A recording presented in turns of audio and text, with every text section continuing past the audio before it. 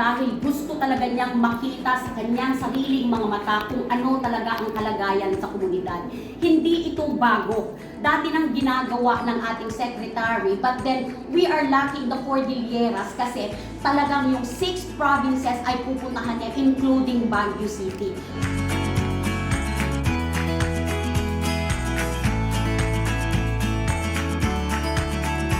DSWD lagi dapat nagpupunta sa pinakamalalayo, pinakamahirap puntahan ng mga lugar para makita natin yung inyong pangangailangan. Yan ang utos ng ating Pangulo. Talagang iikutin namin ang mga lugar na to, hindi dahil may disaster, kundi para alamin kung paano pa makakatulong ang pamahalaan nasyonal sa mga lokal na pamahalaan na masugpo natin ang problema ng kahirapan. Mula sa livelihood, sa maliliit na mga infrastruktura na proyekto, hanggang sa 4Ps. Yan yung mga susubaybayan natin para pangmatagalan na solusyon yung hinahanap natin. At yan ang gusto ng Pangulo natin. Walang malayo, walang liblib na puok, walang mahirap puntahan. Ang instruction ng ating Pangulo, dapat puntahan at puntahan, maramdaman nyo ang inyong pamahalang nasyonal.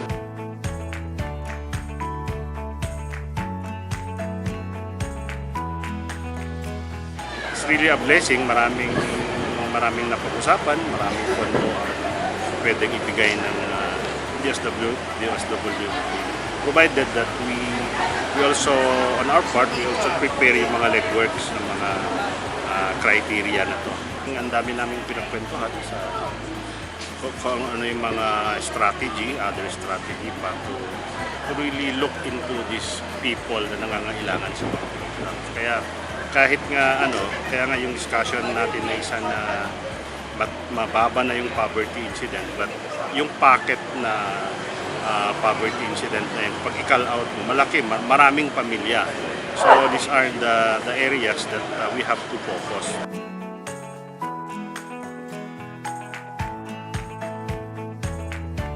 Dakil na panagyaman, dapat ganda di gawat mi, nagmuna di 50 million ticket na agapo di kalahin seeds, and di prepositioning warehouse na may matak dito di corner, and nalpasin di power signing me with the secretary and the DSWD regional director together with municipal mayor and vice mayor. And sabay kumanga, tuloy-tuloy kumanga suporta ng gobyerno ng nanduna at administrasyon ni Apo Presidente Bongbong Marcos Jr.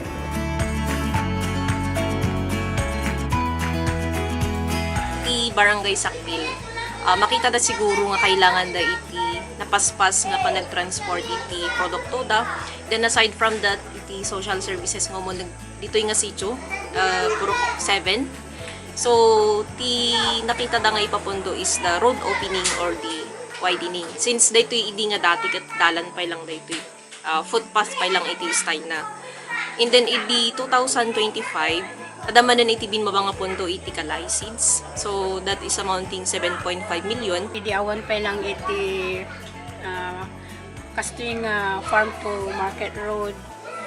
Talagang marigatan dagiti pumurok karkaro iti purok 6, kin 7 ta iso iti paggapuan dagiti produkto da sa ij unig.